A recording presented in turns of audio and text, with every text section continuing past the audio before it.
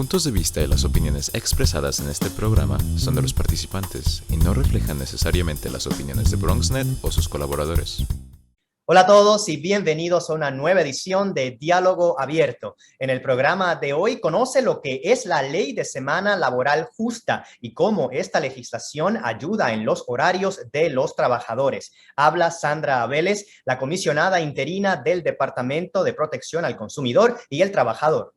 Luego, continuando la cobertura especial del 20 aniversario del 11 de septiembre, conoce todo acerca del Museo Nacional y Monumento del 9/11. Hablamos con Eduardo Quesada, uno de los subgerentes del lugar ubicado en el Alto Manhattan, quien nos explica cómo incluso puedes planificar una visita. Y para terminar, conoce un nuevo programa de emergencia para el pago de alquileres durante la pandemia. Nos explica Epifanía Adames de la organización NAICA. Quédate con nosotros, que Diálogo Abierto comienza ahora. Soy negro, blanco, taíno, mulato, caribeño, bueno, latinoamericano, dominicano. Arroz con huevo, tambor y mambo, soy sincero. Del pueblo no te miento, un chamaquito con un sueño que traigo herencia, sangre nueva. Ley de Semana Laboral Justa en la ciudad de Nueva York. Así se llama la Ley de Protección al Trabajador, que recientemente, según un caso legal, 2 compañías de comida rápida estaban en violación. Para platicarnos acerca de qué es esta ley y por qué es importante conocerla, damos la bienvenida a Sandra Vélez, comisionada interina del Departamento de Protección al Trabajador y el Consumidor de la ciudad de Nueva York. Bienvenida, Sandra. Muchísimas gracias. Sandra, esta ley de semana laboral justa, I think en inglés, ¿cómo le llaman? The Fair Workweek Law. Fair Workweek Law. ¿Qué dice esta ley? ¿De qué se trata? Sí, según la ley de semana laboral justa, empleadores deben darles horarios predecibles y la oportunidad de trabajar más horas en vez de contratar más empleados. O sea que el propósito de la ley es darle más estabilidad a los trabajadores y darle su horario con anticipación, por lo menos 2 semanas en anticipación. Cuando se trata de horario predecible, entonces, ¿es algo que hay que hablar con el empleador o se supone que el empleador ya conozca que no es llamarte a trabajar así cuando les plazca? ¿Eso es lo que dice la ley? Y si el empleador, sabemos que hay casos en que el empleador va a necesitar más ayuda o que tienen que hacer cambios al horario con menos de 2 semanas de anticipación. Pero en esos casos debería pagarle más al empleado por esos cambios que pasan a la última hora. Y entonces esta ley protege y provee que los empleadores son responsables por darle su horario en anticipación y cuando no pueden pagarle adicional a los empleadores que tienen que hacer cambios a su horario a la última hora. Ya pronto le voy a preguntar acerca del caso legal que recientemente se acaba de llegar a un acuerdo. En ese caso se trata de 2 cadenas de comida rápida, una de las cuales opera, bueno, ambas operan en el Bronx, pero un caso particular aquí en el Bronx. Pero esta ley aplica a todos los empleados asalariados, no necesariamente de comida rápida. Aplican a la comida rápida y quiero especificar que para estos casos en que le voy a hablar fueron específicos franquiciados, o sea que no investigamos la cadena total, pero la ley aplica a la cadena de estos restaurantes que ofrecen comida rápida. Entiendo que quienes cometieron la violación fueron los tenedores o propietarios de franquicia. Exacto. ¿Cuáles fueron entonces estos 2 casos? Empecemos con el del Bronx. ¿Qué estaba pasando? Sí, bueno, nosotros recibimos quejas de los empleados que no estaban recibiendo el horario con 2 semanas de anticipación. También nos enteramos que no obtenieron el consentimiento por escrito de los empleados para agregar su tiempo a los horarios. O sea que necesitaban recibir el consentimiento de los empleados cuando le cambian el horario para que ellos no tengan que trabajar más de 11 horas corridas.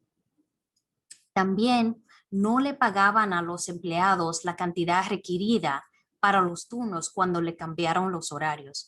Como le dije antes, esta ley protege a los empleados cuando hay que haber cambios a su horario a la última hora.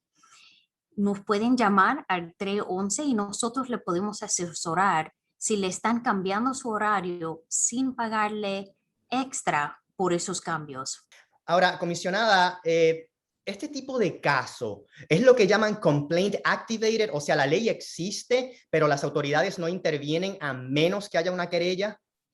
Exacto. Nosotros, como es una ley que es un poco nueva, nosotros hemos hecho muchos esfuerzos para educar a los empleadores y también a los negocios para asegurarse que ellos entienden la ley, que tienen los materiales que nosotros les preparamos para ayudarle a cumplir con los mandatos de la ley. En este caso, no cumplieron con los mandatos y nosotros llegamos a un acuerdo que paguen un total de más de $220,000 en restitución a 135 trabajadores. Y también tienen que pagar multas civiles a la ciudad y tienen que cumplir con la ley en el futuro. Estos dos casos, Bronx y Brooklyn, ¿conllevaron también despidos de trabajadores? Que usted sepa. Sí, en el caso del Pizza Hut, sí trataron de despedir a una empleada y nosotros tomamos esa queja como una represalia porque ocurrió después de ella que había ido a la oficina de recursos humanos de su compañía y les reclamó que no le estaban pagando correctamente a través de tratar de tomar su tiempo de enfermedad. Y entonces, a través de esa investigación en particular, para esa persona recibió $27,000 en restitución por tratar de despedirla. Estos trabajadores, Sandra, no son unionados. ¿Existen las uniones en los restaurantes de comida rápida? Correcto, no están unionados, pero estas leyes tratan de proveerle protecciones que usualmente solo se lo proveen a los empleados que tienen uniones. Y entonces sabemos que muchos de esos trabajadores tienen más de un trabajo para poder pagar sus gastos de vivienda. También sabemos que muchos de ellos tienen muchas responsabilidades que son muy difíciles cumplir cuando no tienen un horario predecible. ¿Por qué es importante, Sandra, mirar con detenimiento los beneficios y lo que está pasando con los trabajadores de las cadenas de comida rápida en particular? En particular, sabemos que estos trabajos no pagan mucho, pero que son la forma primaria que personas pueden usar para vivir en esta ciudad cuando los gastos son muy altos, y especialmente después de esta pandemia, cuando sabemos que han habido muchas pérdidas de trabajo, de beneficios y de esas protecciones. Y por eso nosotros queremos pedirle a las personas que piensan que han sido afectados por esto o que trabajan en estos restaurantes y piensan que no le están pagando correctamente, que nos llamen al 311 o visiten nuestra página web del nyc.gov/workers. ¿Está mirando el departamento otros casos similares? Sí, tenemos otras investigaciones y otra vez, nosotros dependemos de las quejas de los empleadores para saber dónde están los problemas. Y si ustedes nos llaman, mantenemos su disculpa. Si hay un empleado que piensa que no están cumpliendo con sus derechos, su empleador, que nos llame al 311 y nosotros podemos comenzar una investigación. Gracias por acompañarnos, Sandra Abeles, comisionada interina del Departamento de Protección al Consumidor y el trabajador de la ciudad de Nueva York. Gracias.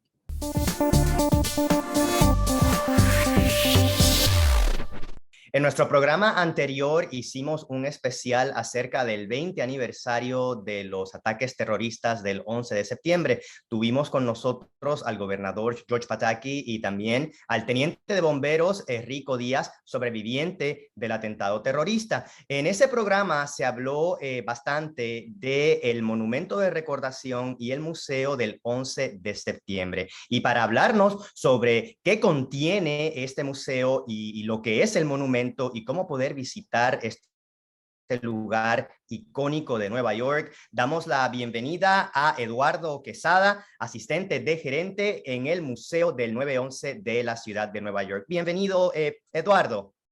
Buenos días. Eduardo, cuéntanos, ¿qué contiene el Museo del 9/11 y el Monumento de Recordación? Bueno, el monumento de recordación son las dos torres, las dos fuentes que fueron construidas en el espacio donde estaban las torres. Y alrededor de las fuentes están los nombres. Hay 2.983 nombres de las personas que murieron el día del 9/11, pero también incluye a las 6 personas que murieron en el ataque terrorista anterior que ocurrió en el World Trade Center en el 93. Y luego el museo que se encuentra debajo de las fuentes, donde están los cimientos de las torres. O sea, esa es una de las cosas que van a ver en el museo, son los cimientos de las torres. Y hay de todo, hay desde objetos personales de las víctimas o de los sobrevivientes, hasta fragmentos del edificio. Hay un pedacito de la antena que se encontraba encima de la Torre Norte. Hay un camión de bomberos que quedó parcialmente destruido por el colapso de las torres, y ese tipo de objetos. Hay miles de artefactos que relatan la historia de ese día, de las víctimas, pero también de los sobrevivientes. El monumento como tal, ¿cómo se llama? ¿Es como Huellas al Vacío o algo así?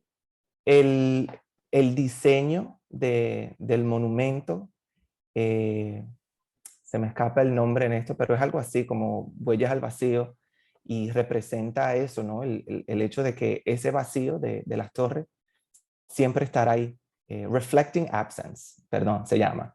Reflejando la ausencia de las torres y la ausencia de los nombres también de las personas que murieron ese día.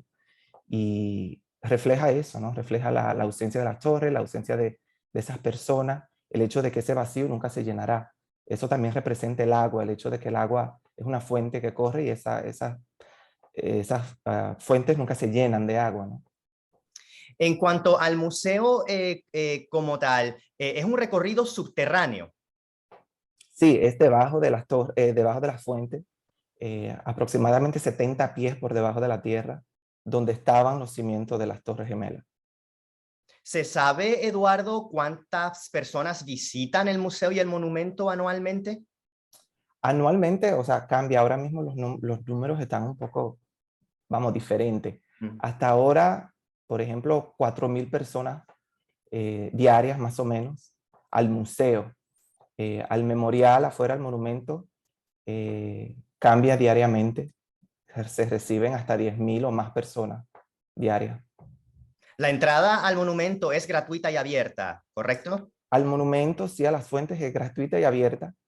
El museo sí cobran, hay boletos, son que $26 por entrada. Los lunes de 3 a 5 de la tarde es gratis entrar al museo. Sí hay que reservar, pero la reserva es gratis. Eduardo, yo recuerdo cuando el museo abrió, se necesitaba mucho tiempo de antelación para reserva. ¿Cómo está eso hoy día? Hoy día es un poco más cómodo, no hay que hacer reserva con tanta anticipación. Puede hacerse la reserva hasta el mismo día, pero ahora por lo de la pandemia sí hay un poco más de regla, y los boletos están en espacio de 15 minutos, es por hora. ¿Todavía se puede llegar allí y comprar boletos para cualquier espacio de hora que esté disponible? Sí, se puede comprar boletos ahí, o sea, cuando uno llega, no hay que hacer reserva con mucha anticipación. Eduardo, cuéntame de tu trabajo en el museo, ¿qué haces allí? Bueno, mi trabajo ahora es un poco diferente al que fue, o sea, yo estoy en el museo desde 2014, ahora estoy de gerente del equipo de los guías, de la gente que da los tours, ¿no? Y mi enfoque es entrenar a los guías que vienen nuevos y capacitarlos, como dicen, no entrenarnos, capacitarlos para que den los tours, ¿no? Que tengan toda la información, que tengan todo lo que necesiten y básicamente supervisar ese departamento. ¿Qué edad tenías el día de los ataques y cómo cambió eso tu vida? El 11 de septiembre yo tenía 15 años, estaba en la secundaria, en tercero de la secundaria. Y bueno, sinceramente yo creo que como adolescente al fin, no entendí mucho de eso, te soy sincero. Entendí que sí, algo terrible había sucedido. Incluso mi único momento como de pánico y de miedo fue cuando me enteré de que eran aviones que se habían estrellado contra las torres, porque mi mamá estaba en República Dominicana y tenía vuelo ese día para regresar a Nueva York. Y obviamente yo pensé lo peor. Gracias a Dios no fue así, pero ese fue como mi único momento de pánico en realidad, porque yo como adolescente no entendía mucho de política, no entendía de nada de eso. La palabra terrorismo nunca la había escuchado, no entendía lo que era eso. Y en realidad no entendía lo que eso iba a significar, ¿no? En el futuro. Por eso también me atrajo el museo y a aprender de esa historia, no solamente por el trabajo, sino para mí mismo, para aprender y entender lo que esto significaba. Porque en el momento sí, en realidad no, como que no tenía la capacidad mental, ¿no? Desde Para esa entender eso. perspectiva, el trabajo del museo y el monumento es muy importante de lograr que generaciones nuevas entiendan qué fue lo que ocurrió aquí ese día En y más absoluto, allá. en lo absoluto. O sea, yo duré mucho tiempo trabajando con los estudiantes en el museo y me daba cuenta de que muchos estudiantes llegaban, ningún estudiante llegó nunca al museo sin ningún tipo de información, todos sabían algo, pero muchos, o sea, me enteré de que ya hay gente adulta, ¿no? Hay gente de 20 años que está en la universidad, por ejemplo, que no estuvo presente en ese tiempo y no entiende, no sabe nada de lo que sucedió o no conoce los detalles ni la importancia de esta historia. ¿Hay alguna forma en la cual el público pueda apoyar las iniciativas? ¿Están buscando voluntarios? La mejor forma de apoyar la iniciativa, yo diría que es visitar el museo y contar las historias, ¿no? Si tienen hijos, si tienen amistades, especialmente durante el aniversario, ¿no? Pero siempre recordar que esto sucedió aquí, y no solamente aquí, ¿no? En 3 lugares, ¿no? En Washington, en Pennsylvania. Y esa es la mejor forma, ir al museo, rendirle tributo, honrar a las víctimas, pero también rendir tributo a los sobrevivientes de los ataques. Tengo acá en mis notas que familiares de víctimas y sobrevivientes de los atentados terroristas pueden coordinar visitas especiales al museo. Hay un vínculo de internet que estas personas deben visitar para cerciorarse de que tienen una experiencia del museo que es un poco más personal, que es un poco más privada, más reflectiva, más a tono con la conexión directa. Así es que, gente, si ustedes son sobrevivientes de los atentados o tuvieron familiares que fueron víctimas de los atentados, recuerden chequear ese portal si desean visitar el museo de forma especial. El árbol que se salvó, que se rescató de la plaza, que luego tuvo que ser cuidado, que sobrevivió la explosión, ya está de vuelta, todavía está. ¿Cómo sigue el árbol? Sí, el árbol sobreviviente sigue ahí, ha estado ahí desde los inicios del monumento y del museo, y es bien fácil de encontrar, tiene como una verja alrededor, y siempre verán, la gente va y deja flores, deja recuerdos, ese tipo de cosas. Así que sí está en el monumento Y está el abierto árbol. al aire libre, cualquier persona puede verlo. Sí, el árbol está accesible a todos. Está en el monumento afuera, o sea que a cualquier momento no tienen que reservar, no hay cobro ni nada de eso. Siempre que leo sobre el museo, pero más sobre el monumento, se sigue haciendo hincapié de que la gente tiene que tener en mente que esto es un lugar de reflexión. No es un lugar de fiesta ni de jolgorio como en algunas multitudes que comenzaron a ir para allá con otro tono. Visité el área durante el verano y me asombró y me alegró ver que precisamente vi que el público tenía mucho más solemnidad que en otros momentos. Sí, yo creo que al principio, yo creo que muchas personas, porque sí también es un lugar muy popular entre los turistas, ¿no? Y a veces eso se pierde, ¿no? Porque estás de viaje y estás visitando monumentos, pero ese lugar, hay que recordar lo que sucedió ahí, ¿no? Las miles de personas que murieron en ese lugar, siempre mantener presente de que uno no sabe quién, la persona que está parada al lado de uno puede ser un familiar, puede ser un sobreviviente. Y eso no hay forma de uno, incluso yo mismo cuando estoy en el museo, siempre tengo que tener eso presente. Hay que tener mucho cuidado cómo uno se expresa, lo que uno dice, cómo uno se comporta, por eso mismo, porque uno nunca sabe quién está a tu alrededor. Puede ser un familiar de una víctima, puede ser un sobreviviente. Y ese tipo de gente siempre está en el museo, siempre está presente. ¿Hay algo especial en el museo para este 20 aniversario o para los próximos meses? 20 aniversario de la tragedia. Se está planeando la ceremonia, como siempre, de los nombres, leer los nombres de cada una de las víctimas. El museo en sí estará cerrado al público. Solamente los familiares y los sobrevivientes pueden entrar al museo. Ese día particular, el 11 de El septiembre. 11 de septiembre. 21. El 11 de septiembre solo para los familiares.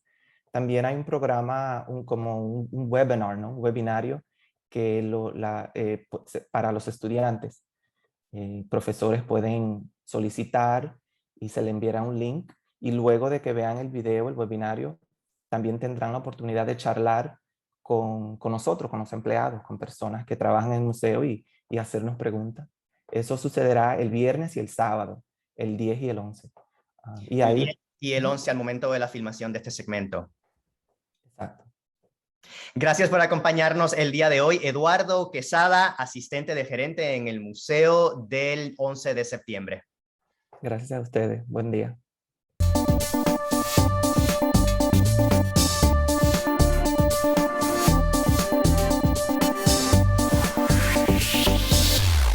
Para hablarnos acerca de un nuevo programa relacionado a la recuperación de la pandemia del COVID-19, damos la bienvenida a Epifanía Adames, coordinadora de alcance comunitario para la organización NAICA. Bienvenida, Epifanía. Muy buenos días, gracias por invitarme a este programa para hablar de los recursos en la ciudad. Epifanía, el programa de asistencia de emergencia para alquileres, que llaman ERAP en lenguaje inglés. Por favor, explícanos, ¿de qué se trata? Es un programa que ha creado la ciudad para asistir a las familias y a los individuos que perdieron sus ingresos debido a la pandemia el año pasado. Este programa está pagando 12 meses de renta atrasada, empezando marzo 1 del 2020, y también puede ser 12 meses de utilidades como electricidad. En adición, también está pagando 3 meses de renta futura. Para calificar a este programa, las personas tienen que tener un ingreso igual o menor del 70% del área donde vive. También tiene que haber pasado por un problema económico, ha transicionado, se le ha incrementado los gastos o puede demostrar que ha tenido alguna dificultad económica que fue causada por el COVID para poder calificar a este programa. Me decías también que para calificar los solicitantes deben comprobar dificultad económica, financial hardship en inglés. ¿Cómo se prueba dificultad económica durante la pandemia? Bueno, para personas que hayan en la casa, alguien tiene que haber recibido algún tipo de asistencia como desempleo o cupones de alimentos, que si una persona que haya perdido su trabajo lo puede demostrar que perdió su trabajo. Hay varias formas. Hasta las personas que no fueron calificables para el desempleo pueden mostrar una carta de su empleador que dice que que no obtuvo trabajo. También las personas pueden hacer una carta a ellos mismos explicando en esta carta qué fue lo que les sucedió, por lo cual no pudieron hacer sus pagos. Precisamente te quería preguntar, ¿cómo se pone una solicitud? ¿A través de NAICA o hay diferentes organizaciones que las están llenando? Sí, se puede llenar, las personas la pueden llenar ellos mismos. El website no es necesariamente muy sencillo, es fácil, pero para submitir los documentos es un poquito más difícil de hacer. Nosotros les recomendamos que para aplicar, para que la aplicación se haga de una manera correcta y completa, que se comuniquen con nosotros. Así nosotros podemos ayudarlo con el proceso. Hasta si ellos comenzaron el proceso, pueden llamarnos para nosotros poder ayudar a completarlo si se sienten estancados en el proceso. Lo mejor es que busquen ayuda. Nosotros somos una de las organizaciones en el Bronx que están llenando aplicaciones de IRA. Hay dos. Catholic Charity es la otra. Y nosotros, eso es lo que le aconsejamos, que busquen ayuda de nosotros. Si quieren, le puedo dar el número de teléfono por acá, donde se le hará más fácil comunicarse con alguien. Es el 718-866-0038. 718-866-0038. Recién la Corte Suprema ha anunciado la terminación de la moratoria a los desalojos. ¿Impacta esto el programa de algún modo? El programa no se debe de ver impactado con la moratoria, con el final de la moratoria. Lo que es, el programa está diseñado para ayudar a que no hayan desalojos masivos una vez que la moratoria se termine.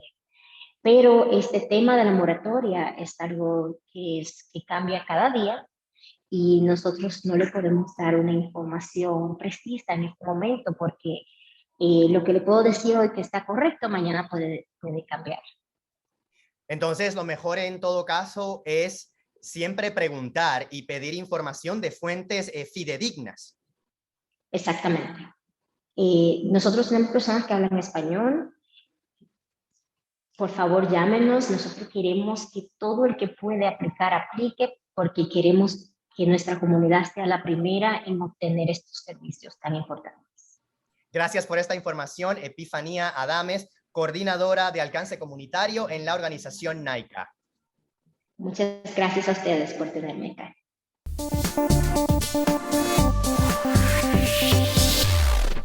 En un anuncio antes de finalizar el programa de hoy, la Liga de Mujeres Votantes de la ciudad de Nueva York conmemorará el Día de la Constitución de Estados Unidos este 17 de septiembre con la distribución de copias de la Constitución del país. En el Bronx hay 2 lugares de distribución de estas copias. Será de 11 de la mañana a 2 de la tarde en la Biblioteca Pública Central del Bronx, en el 310 de East Kingsbridge Road, y también en la Biblioteca Pública de Tremont, en el 1866 de Washington Avenue. En nuestro próximo programa tendremos a una representante de la Liga de Mujeres Votantes de la ciudad, quien nos hablará acerca de este evento, la Constitución estadounidense y la importancia del derecho al voto. Nos vemos en la próxima edición de Diálogo Abierto. Hasta entonces.